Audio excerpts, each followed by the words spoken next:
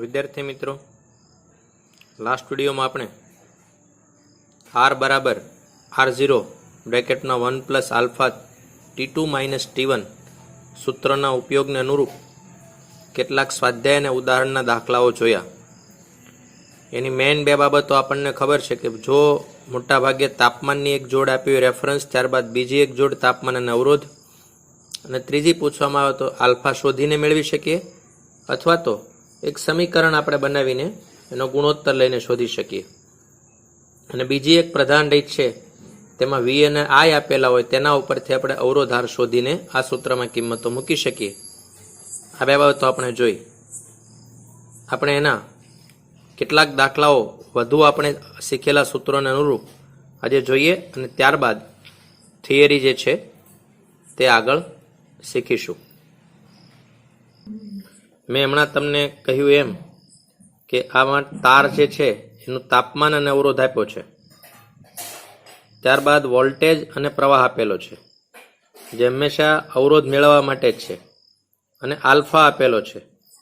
તો ફિલામેન્ટનું તાપમાન આપણને પૂછ્યું છે, તો અવરોધ અહીંયા પહેલાં મેળવી લીધો છે R162. ત્યારબાદ આપણું સૂત્ર છે, અને અહીંયા 162, બાકીનો જે છે તાપમાન અવરોધ જે છે તે 18 ઓહમ છે, અને તે વખતે તાપમાન જે 20 સેલ્સિયસ છે એને કેલ્વિનમાં આપણે કન્વર્ટ કરી દીધું છે. અને આ અવરોધને અનુરૂપ અહીંયા શોધવાનું છે.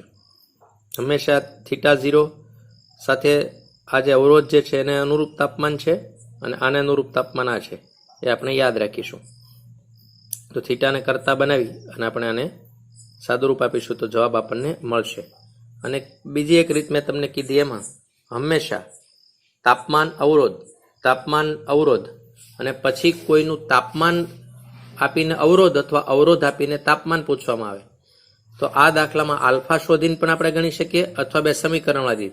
બસ આ બે રીત જે છે તે મુખ્ય છે. ઉદાહરણ 1 છે, 1.5 એમ્પિયર પ્રવાહનું વહન કરતા 10⁻⁷ મીટર સ્ક્વેર જેટલા આડછેદનું ક્ષેત્રફળ ધરાવતા એક તારમાંથી વહન પામતા ઇલેક્ટ્રોન માટે સરેરાશ ડ્રિફ્ટ ઝડપ ગણો. એવું ધારો કે દરેક કોપરનો પરમાણુ લગભગ એક વાહક ઇલેક્ટ્રોન આપે છે. કોપરની ઘનતા આટલી છે, 9 × 10³ કિલોગ્રામ પ્રતિ મીટર ઘન, અને એનો પરમાણુ દળાંક જે છે એ 63.5 યુ છે. તો ઉપરોક્ત મળેલ ઝડપને એક સામાન્ય તાપમાને કોપર પરમાણુની ઉષ્મીય ઝડપ, 2 સુવાહકમાં ડ્રિફ્ટ ગતિ માટે જવાબદાર છે તે વિદ્યુત ક્ષેત્રની પ્રસરણની ઝડપ સાથે સરખામણી પણ કરો. તો એક તો ડ્રિફ્ટ વેગ ગણવાનો છે, ત્યારબાદ ઉષ્મીય ઝડપ શોધવાની છે, અને આ ડ્રિફ્ટ ગતિ માટે જવાબદાર વિદ્યુત ક્ષેત્રના પ્રસરણની ઝડપ સાથે સરખામણી કરવાની છે. ક્ષેત્ર જે છે એની ઝડપ સાથે સરખામણી કરવાની છે. તો જોઈએ, કોપરની ઘનતા જે આપેલી છે એ 9 × 10³ કિલોગ્રામ પ્રતિ મીટર ઘન થાય. એનો અર્થ એમ થાય કે 1 મીટર ઘન કોપરનું દળ આટલા કિલોગ્રામ છે. આપણને ખબર છે કે 63.5 × 10⁻³ કિલોગ્રામ કોપરમાં આટલી સંખ્યાના પરમાણુ હોય તો આટલા કિલોગ્રામ દળમાં કેટલા હોય? તો આપણે n જે છે શોધીશું. તો 10³ ઉપર જશે એટલે 6 અને 23, 26, 29 પહેલાં આવી જશે. 6.22 × 9/63.5 કરીશું એટલે આપણને એક n મળશે. હવે આટલી સંખ્યા મળ્યા પછી હવે આપણે એનો ડ્રિફ્ટ વેગ શોધવો છે, વીડી. તો વીડીનું સૂત્ર છે v = I/NEA. તો I આપણને રકમમાં જ આપેલો છે 1.5. n આપણે હમણાં અહીંયા શોધ્યો છે. વિદ્યાર્થી મિત્રો, કેટલીક બુક્સમાં આ જે છે એ ખાલી 6 લીધો હોય એટલે 8.88, 0.85 એવા ડિફરન્ટ એ વેલ્યુ નજીવો ફેરફાર આપણને જોવા મળશે. તેથી આન્સર જે છે એમાં થોડો ઘણો માઇનોર ફેરફાર જે છે તે આવ્યા કરતો હોય તે સ્વીકાર્ય છે. તો આપણે આ કિંમત મૂકી અને ગણીશું. તો અહીંયા જુઓ 1.5, અહીંયા આપણે 8.8 લીધું હતું. ઘાત તો 0.88 બદલે 8.8 કરીએ. એનાથી બહુ જવાબમાં ફરક પડતો નથી, થોડો ઘણો આ જવાબ જે છે એ નાનો થશે. ઈની કિંમત છે 1.6 × 10⁻19, અને એરિયા આપ્યો છે 10⁻7. તો સાદુરૂપ આપતા આપણને આન્સર મળશે 1.1 મિલીમીટર પ્રતિ સેકન્ડ. અહીંયા થોડા ઘણા વેરિએશન નાના મોટા મેં કીધું એવી રીતે આવી શકે છે, પણ એ ચિંતાનો વિષય નથી. ત્યારબાદ સામાન્ય તાપમાને કોપર પરમાણુની ઉષ્મીય ઝડપ શોધવાની છે. તો આપણું સૂત્ર છે V = √3 kBt/m. એમની કિંમત છે કે m/m0 = n/n એ આપણું સૂત્ર છે. તેમાંથી m0 છે એને આપણે આ બાજુ આવવા દઈએ. બાકીની બધી જે કિંમતો છે એમાં મૂકી દેતા આપણને 10.54 × 10⁻26 કિલોગ્રામ મળે છે. હવે VD જે છે અહીંયા એમ જ છે, ટૂંકમાં હમણાં આપણે મેળવો તે એની કિંમત અહીંયા મૂકવાની છે. અચળાંક જે છે એની કિંમત છે 1.38 × 10⁻23. ટેમ્પરેચર સામાન્ય તાપમાન એટલે આપણે 300 કેલ્વિન લઈ લઈએ છીએ અને એમ આપણે મેળવ્યો છે. તો આપણને આન્સર મળે છે નિયર 2 × 10⁻2. જો કે આ અંક જે છે તે સામાન્ય તાપમાને 2 × 10⁻2 મળે છે તે સીધું પણ સ્વીકાર્ય છે, કેમ કે અગાઉ ઘણા બધા પ્રયોગોમાં આપણે આ સંખ્યાનો ઉપયોગ આપણે કરતા હોઈએ છીએ. હવે આપણે સરખાવવાનું છે કે સુવાહકમાં વિદ્યુત ક્ષેત્રની ઝડપ અને ચુંબકીય તરંગની ઝડપ જેટલી હોવાથી VE = VD, તો 3 × 10⁻³ છેદમાં VD જે છે એ 1.1 હમણાં આપણે મેળવ્યો હતો, જ્યારે અહીંયા 1.98 છે, એના કોઈ ફરક નથી. 1.1 પણ તમે લખી શકો છો. 1.1 × 10⁻³ તો લગભગ તે નિયર 10⁻11 જે છે એના ક્રમનો છે. વિદ્યુત ક્ષેત્રની ઝડપ ચુંબકીય તરંગની ઝડપ જેટલી એટલે કે 3 × 10⁻³ મીટર પ્રતિ સેકન્ડ જે છે તેના જેટલી હોય છે. તો આવો જે રિલેશન છે તે આપણને મળે છે. એમ પણ કહી શકીએ છીએ આપણે એટલી કે ડ્રીપ ઝડપ જે છે અત્યંત નાની છે અને 10⁻11 ગણી નાની છે, એમ પણ આપણે કહી શકીએ છીએ. હવે આપણે ઉદાહરણ 2 જોઈશું.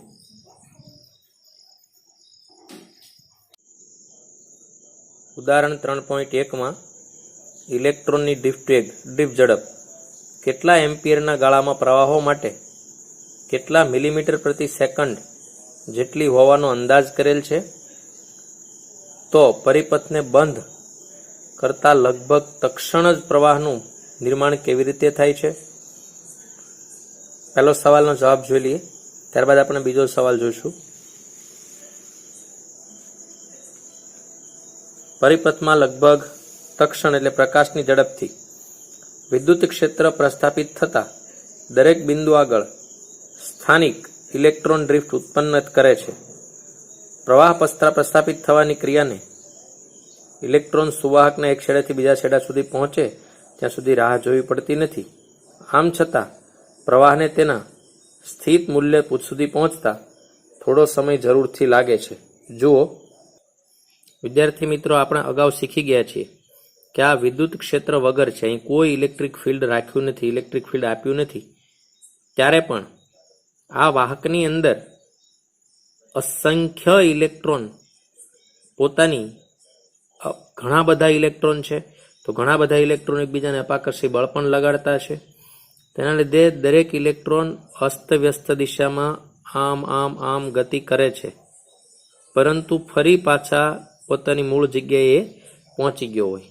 એટલે કે આનો જે સ્પીડ જે છે, સરેરાશ વેગ જે છે તે 0 કહી શકીએ આપણે, કેમ કે સ્થાનાંતર 0 છે. તો V એવરેજ આના માટે જે છે સ્પીડ જે છે V એવરેજ = 0 થાય. ગતિ છે, પરંતુ કંઈક ને કંઈક કારણોથી ફરી પાછો ત્યાં તે પહોંચી જાય છે અથડામણોના લીધે. હવે જ્યારે અહીંયા એક ફિલ્ડ આપવામાં આવે, આપણે એક ક્ષેત્ર આપી દઈએ, ધારો કે અહીંયા એક પોઝિટિવ બેટરી લગાડી દીધી અને અહીંયા એક નેગેટિવ, એની કે ક્ષેત્ર ધનથી ઋણ દિશામાં આવી રીતે આમ આપણે એક ઇલેક્ટ્રિક ફિલ્ડ ક્રિએટ કર્યું અહીંયા. તો હવે શું થયું? પહેલા જે બળ લાગતું હતું એ લાગતું જ હતું, પણ દરેક ઇલેક્ટ્રોન જે હશે એમને આ તરફ ધન તરફ, અને જો કોઈ ધન વીજભાર પોઝિટ્રોન હશે તો એને ઋણ તરફ ગતિ થશે.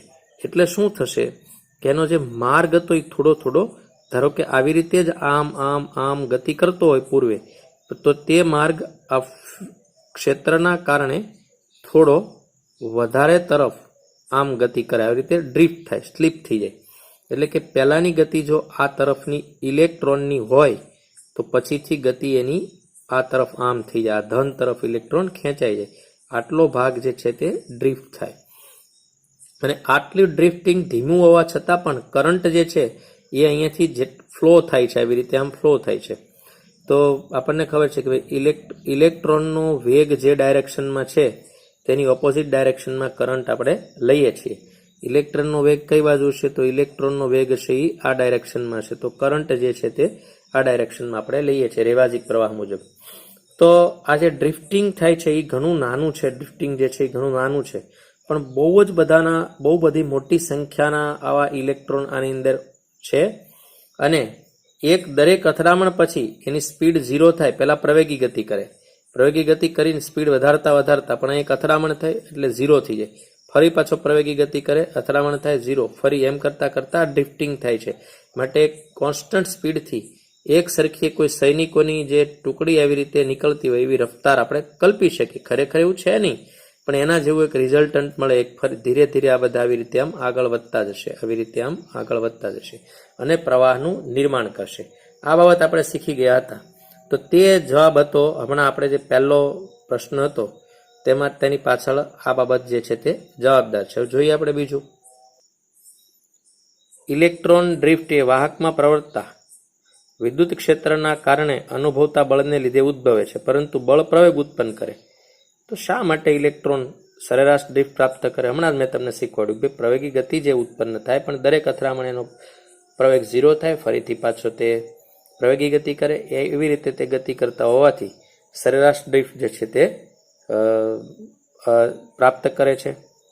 જો ઇલેક્ટ્રોનની ડ્રિફ્ટ ઘણી નાની અને ઇલેક્ટ્રોનના વીજભારનું મૂલ્ય પણ ઘણું નાનું છે, છતાં આપણને સુવાહકમાં ખૂબ મોટો પ્રવાહ ક્યાંથી મળે? કારણ કે એની સંખ્યા બહુ વધારે છે.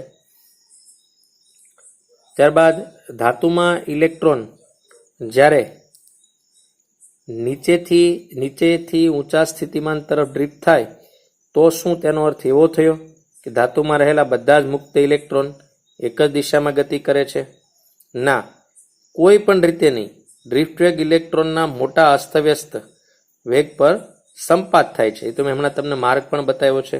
વિભિન્ન ગતિઓ જે હોય, પરંતુ એક તરફ જે બળ લાગે એના કારણે બધા એક ડાયરેક્શન તરફ એનું ડ્રિફ્ટ થતું હોય છે, પણ એક દિશામાં ગતિ કરે છે એવું ન કહી શકીએ. ત્યારબાદ છે, શું બે ક્રમિક ધાતુના ધન આયનો સાથેની અથડામણ વચ્ચે ઇલેક્ટ્રોનનો પથ વિદ્યુત ક્ષેત્રની ગેરહાજરીમાં અને હાજરીમાં સુરેખ હશે? વિદ્યુત ક્ષેત્રની ગેરહાજરીમાં ગતિપથો સુરેખ હશે અને ક્ષેત્રની હાજરીમાં સુરેખ એટલે સામાન્યતઃ વક્ર હશે, જે હમણાં મેં તમને દર્શાવ્યો હતો. તો આ જ બાબતો છે કે દરેક મુક્ત ઇલેક્ટ્રોન જે છે એ પ્રવેગિત ગતિ કરે છે, પરંતુ ડ્રિફ્ટ વધે ત્યાં સુધી પોતે ધન આયન સાથે ના અથડામણ અનુભવે, અથડામણ બાદ પાછી ઝડપ ગુમાવે, ફરી પાછો પ્રવેગિત થાય, બીજી અથડામણ થાય ત્યાં સુધી વધે, આવું વારંવાર ચાલ્યા કરે છે. ઇલેક્ટ્રોનની સંખ્યા ઘનતા જબરદસ્ત હોવાથી ઇલેક્ટ્રોનનું મૂલ્ય અને વેગ નાનો છે, છતાં પ્રવાહ આપણને મોટો મળે છે. બધાનો માર્ગ જે છે તે આપણે જોઈએ પ્રમાણે કોઈપણ રીતે ડ્રિફ્ટ વેગ ઇલેક્ટ્રોનના મોટા અસ્તવ્યસ્ત વેગ પર સંપાત થાય છે અને વિદ્યુત ક્ષેત્રની ગેરહાજરીમાં ગતિપથો સુરેખ હશે, જ્યારે હાજરીમાં સહેજ વક્ર જેવા થશે. સ્વાધ્યાયનો 13મો દાખલો જોશું. કોપર સુવાહકમાં મુક્ત ઇલેક્ટ્રોનની અંદાજિત સંખ્યા ઘનતા 8.5 × 10⁸ પ્રતિ મીટર ઘન છે. આવા ઇલેક્ટ્રોનને 3 મીટર લાંબા તારના એક છેડાથી બીજા છેડા સુધી ડ્રિફ્ટ થતા કેટલો સમય લાગશે? તારના આડછેદનું ક્ષેત્રફળ 2 × 10⁻6 મીટર સ્ક્વેર અને તેમાંથી 3 એમ્પિયર જેટલો પ્રવાહ વહે છે. આપેલી માહિતી મુજબ સંખ્યા ઘનતા છે, ત્યારબાદ એલ લંબાઈ છે, એરિયા છે, ઈ 1.6 × 10⁻19 કુલમ છે, આ 3 એમ્પિયર છે અને ટી ટાઈમ શોધવાનું છે. આપણું સૂત્ર છે I = NEVD. મેં તમને કીધું તો એક ચોક્કસ રફતારમાં યાદ રાખશો. VD = I/NEA. હમણાં જ આપણે સૂત્રનો ઉપયોગ કર્યો હતો. તો જરૂરી સમય જે છે એ T is equal to L upon VD, અને વીડીની કિંમત આપણે જો મૂકી દઈએ તો આપણને T is equal to NEAL upon I current મળશે. હવે બધી કિંમતો જે છે તે મૂકીએ તો બધી કિંમતો આપણને આપેલી છે, અને આપેલી કિંમતો મૂકતા આપણને મળશે 2.72 ગુણ્યા 10⁴ સેકન્ડ. એ સેકન્ડને આપણે કલાકમાં કન્વર્ટ કરી શકીએ, પણ તે ફરજિયાત નથી હોતું, અને તે તમે સારી રીતે જાણો છો. 14 નંબરનો દાખલો. પૃથ્વીની સપાટી પર ઋણ વીજભારની પૃષ્ઠ ઘનતા 10⁻⁹ કુલમ પ્રતિ મીટર સ્ક્વેર છે. વાતાવરણના ટોચનો ભાગ અને સપાટી વચ્ચે 400 કિલોવોટ સ્થિતિમાનનો તફાવત છે. વાતાવરણના નીચેના ભાગે ઓછી વાહકતાના કારણે આખી પૃથ્વી પર ફક્ત 1800 એમ્પિયર જેટલો પ્રવાહ રચાય છે. હવે જો વાતાવરણમાં વિદ્યુત ક્ષેત્રને જાળવી શકે એવી કોઈ કાર્યપ્રણાલી ન હોય તો પૃથ્વીની સપાટીને તટસ્થ કરવા માટે અંદાજિત કેટલો સમય લાગશે? વાસ્તવમાં આવું કદાપી થશે નહીં, કારણ કે પૃથ્વીના જુદા જુદા ભાગમાં સતત થતી વીજળી અને ગાજવીજ સાથે વાવાઝોડાના કારણે સતત વીજભાર ઠલવાતા રહે છે. પૃથ્વીની ત્રિજ્યા 6.37 ગુણ્યા 10⁶ મીટર લો.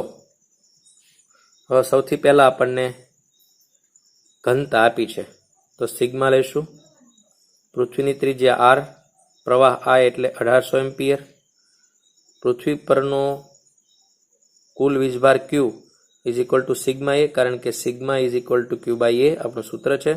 એ એટલે 4πr². બધી જ કિંમતો 4, 3.14 ત્રિજ્યા આપેલી છે, અને સિગ્મા પણ આપેલું છે. તો ટોટલ આપણને મળશે 509.65 કુલમ. જરૂરી સમયનું સૂત્ર છે T is equal to Q by I આપણું સૂત્ર છે, કારણ કે Q is equal to IT. તો 509.65 ભાગ્યા 1800 તો આપણને લગભગ 283 સેકન્ડ મળશે. એલ્યુમિનિયમ અને બીજા કોપરના અવયવા 2 સમાન લંબાઈના તારનો અવરોધ સમાન છે. બેમાંથી કયો તાર હલકો હશે? પહેલો સવાલ. અને તે પરથી સમજાવો કે શા માટે ઓવરહેડ પાવર કેબલ માટે એલ્યુમિનિયમના તાર પસંદ કરવામાં આવે છે. અને ઘનતા એલ્યુમિનિયમની આપી છે, અને ઘનતા કોપરની આપી છે, અને સાપેક્ષ ઘનતા ડી એલ્યુમિનિયમની છે 2.7 અને કોપરની છે 8.9. તો આપેલી માહિતી અહીં રાખેલી છે, અહીંયા પણ છે સાપેક્ષ ઘનતા. હવે તારનું દળ એટલે M is equal to rho V A આપણું સૂત્ર છે, અને આરનું સૂત્ર આપણને ખબર છે, R is equal to rho L upon A. તો M is equal to rho ALD is equal to rho L upon R into LD is equal to rho DL² upon R. જોઈએ સાદું રૂપ. એ મેં સાઇન એટલા માટે બદલી છે કેમ કે અવરોધકતા માટે રો વપરાયું છે, એટલે ડી લઈ લીધું છે ઘનતા માટે. તો કદ એટલે AL અને ઘનતા એટલે ડી, રાઈટ. હવે એનું આ સૂત્રમાં એને કરતા બનાવો એટલે આર નીચે આવે જે અહીં આપેલું છે, તો એના બદલે આવશે rho L upon R into LD, તો જેમ છે એમ જ છે. હવે જોઈએ રો એલ નો સ્ક્વેર ડી અપોન આર, પરંતુ બંને તાર માટે લંબાઈ અને અવરોધ સમાન છે. જો રકમમાં આપેલું છે બંને તાર માટે બંને તારની સમાન લંબાઈ છે અહીંયા, અને અવરોધ પણ સમાન છે. તેથી આપણે જોઈ શકીએ છીએ કે એમ જે છે માસ ચલે છે રો ડી. તો હવે એમનો ગુણોત્તર આપણે લઈએ તો કોપરનું દળ એનો રો અને ડી, અને એલ્યુમિનિયમનું દળ એનો રો અને ડી, બંનેની કિંમત મેળવીએ તો આપણને મળે છે 2.16 અંદાજે. તો આ પરથી આપણને ખ્યાલ આવે છે કે ભાઈ કોપરનું દળ જે છે એની સામે એલ્યુમિનિયમનું દળ 2.16 જેટલું હલકું છે, એટલે કે એલ્યુમિનિયમ જે છે એ કોપર કરતાં 2.16 ગણો હલકો છે એનું દળ. એટલે કે તાંબાનો તાર એલ્યુમિનિયમના તાર કરતાં 2.16 ગણો હલકો, તાંબાનો તાર ભારે છે અને એલ્યુમિનિયમનો તાર જે છે તે હલકો છે. ગમે એ સાઈડથી તમે કહી શકો છો. એલ્યુમિનિયમનો તાર હલકો હોવાથી લાંબા લટકાવા કેબલમાં તરીકે પસંદ કરવામાં આવે છે. ભારે કેબલ પોતાના વજનના કારણે નીચે નમી જાય છે અથવા તો તૂટી જાય છે. સ્વાધ્યાયનો 17મો દાખલો છે. મેંગેનીન મિશ્ર ધાતુ બનેલા અવરોધ માટે કેટલાક અવલોકનો આપ્યા છે, તે પરથી તમે શું તારણ કાઢશો? તો પ્રવાહ અને વોલ્ટેજ. આપેલા દરેક અવલોકનો માટે રેઝિસ્ટન્સ જે છે R = V/I મેળવીએ તો સમાન મળે છે 19.7 લગભગ. એટલે કે ઓહમના નિયમ વધારે ચોકસાઈ સાથે પળાય છે, જે દર્શાવે છે કે મિશ્ર ધાતુ મેંગેનીનની અવરોધકતા લગભગ તાપમાનથી સ્વતંત્ર છે, જે તમે સૂત્ર મૂકીને પણ કોઈ પણ રીડિંગ લઈને સાબિત કરી શકો છો. સ્વાધ્યાયનો 19મો દાખલો. યોગ્ય વિકલ્પ પસંદ કરો. મિશ્ર ધાતુઓની અવરોધકતા સામાન્ય રીતે તેમની ઘટક ધાતુઓની અવરોધકતા કરતાં વધારે ઓછી હોય છે. તો જવાબ એ છે વધારે. સામાન્ય રીતે શુદ્ધ ધાતુઓ કરતાં મિશ્ર ધાતુઓના અવરોધનો તાપમાન ગુણાંક હમણાં જ આપણે જોયું છે, તો તે ઓછો હોય છે. મિશ્ર ધાતુ મેંગેનીનની અવરોધકતા તાપમાનથી લગભગ સ્વતંત્ર હોય છે કે તાપમાન સાથે ઝડપ છે. હમણાં જ આપણે આગળનો દાખલો પણ જોયો, ઉદાહરણ જોયું અને થિયરીમાં પણ જોયું કે તાપમાનથી સ્વતંત્ર હોય છે. મેં તમારું ધ્યાન પણ દોર્યું છે કે કઈ ધાતુ લગભગ તાપમાનથી સ્વતંત્ર છે એમની અવરોધકતા, તો મેંગેનીન છે. એક લાક્ષણિક અવાહક દાખલા તરીકે અંબરની અવરોધકતા ધાતુ કરતાં 10.22 કે 23, તો 10.22, જે થિયરીનો સવાલ છે. 1 એમ્પિયર વીજ પ્રવાહનું વહન કરતા તાંબાના એક તારની લંબાઈ 0.1 મીટર અને આડછેદનું ક્ષેત્રફળ 1 × 10⁻6 મીટર સ્ક્વેર છે. જો તાંબાની અવરોધકતા 1.7 × 10⁻8 ઓહ્મ મીટર હોય, તો તારના બે છેડા વચ્ચેનો વિદ્યુત સ્થિતિમાનનો તફાવત શોધો અને બીજું તારમાં ઇલેક્ટ્રોનનો ડ્રિફ્ટ વેગ શોધો. મિત્રો, આ આમ વધારાનો દાખલો છે, પરંતુ અગત્યનો છે. તો આપણે જોઈએ. આપેલી માહિતી જે છે એ આટલી છે. એવોગાડ્રો નંબર તમે જાણો છો, તો ગણતરી જોઈએ. તાંબાના બે છેડા વચ્ચેનો પોટેન્શિયલ ડિફરન્ટ PD એટલે વોલ્ટેજ V = IR, અને આરનું સૂત્ર આપણે શીખ્યા છીએ ρ × L/A. બધી કિંમત જે છે એ આપણને આપી છે, તો આપણને મળશે પોટેન્શિયલ ડિફરન્ટ 1.7 × 10⁻³ વોલ્ટ. સંખ્યા ઘનતા એટલે ઘનતા ગુણ્યા એવોગાડ્રો નંબર છેદમાં પરમાણુ ભાર. તો ઘનતા આપેલી છે, એવોગાડ્રો નંબર છે, પરમાણુ ભાર છે. હમણાં આપણે એક દાખલો આવો ગણ્યો છે સ્વાધ્યાયનો, તો આપણને મળશે સંખ્યા ઘનતા. હવે I = NaEVD અથવા તો NeVDA, જે રીતે તમે એક ક્રમમાં યાદ રાખી શકો છો. VD = I/NEA.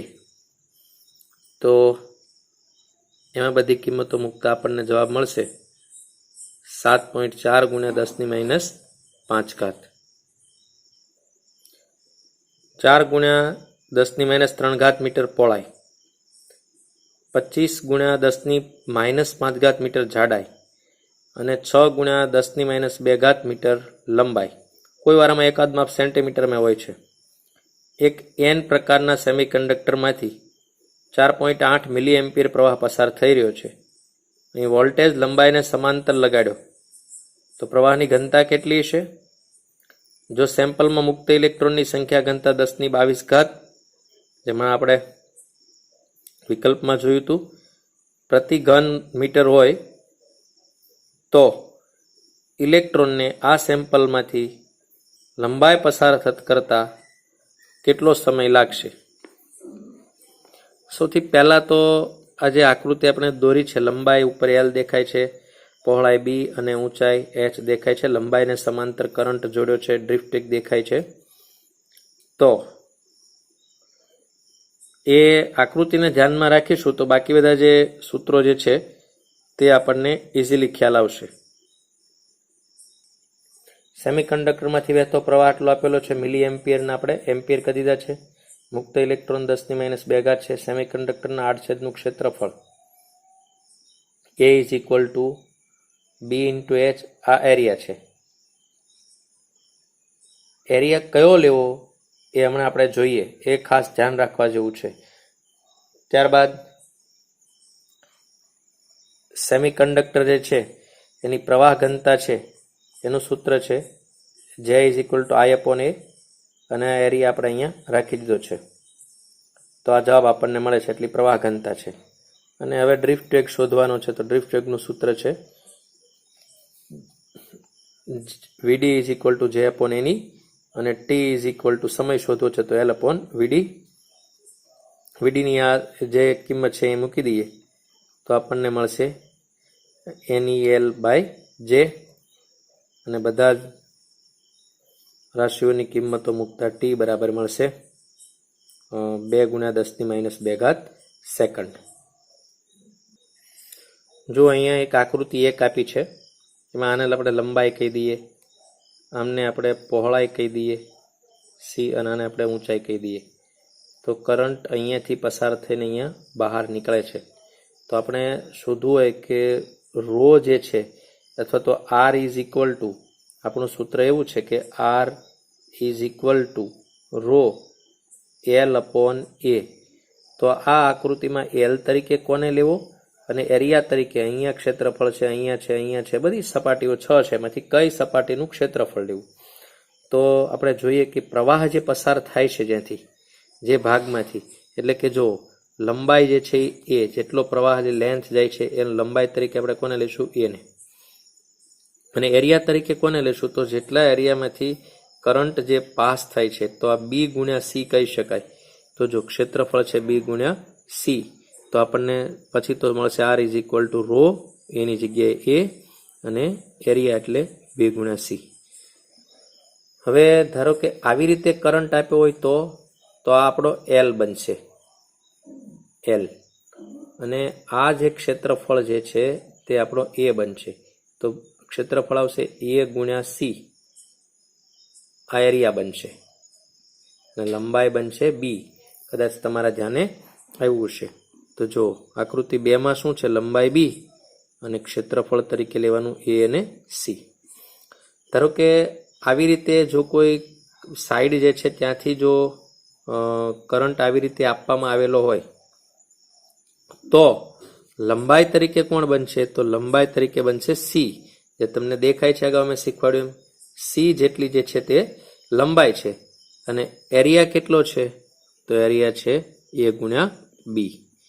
તો આ આપણે ધ્યાનમાં રાખીશું. તો વિદ્યાર્થી મિત્રો, હજી વધુ દાખલા આગળના વિડીયોમાં આપણે જોઈશું. દરેક દાખલો જ મહત્વનું છે કે આપણે થિયરીને કેટલી સમજ્યા છીએ. થિયરી જે છે એમાં દરેક રાશિનો સંબંધિત સૂત્ર જે બને છે તે સૂત્રને દાખલાના સ્વરૂપમાં આપણે ચેક કરીએ છીએ કે આપણને સૂત્ર સમજાયું છે કે નહીં, યાદ છે કે નહીં. તેથી દાખલા દ્વારા આપણે સૂત્રો પાકા કરવાના છે, નહીં કે સૂત્રો દ્વારા દાખલા. દરેક દાખલો જે છે તે સૂત્રની સમજ લઈને આવે છે. તેથી પૂરતો સમય આપી અને પૂરતો પ્રયત્ન કરશો, અને જે તે રાશિઓ જે છે એને આપણે સમજીશું અને દ્રઢ કરીશું. આવતા વખતે વધુ દાખલાઓ અને ત્યારબાદ આગળની થિયરીઓ આપણે જોઈશું. ધન્યવાદ.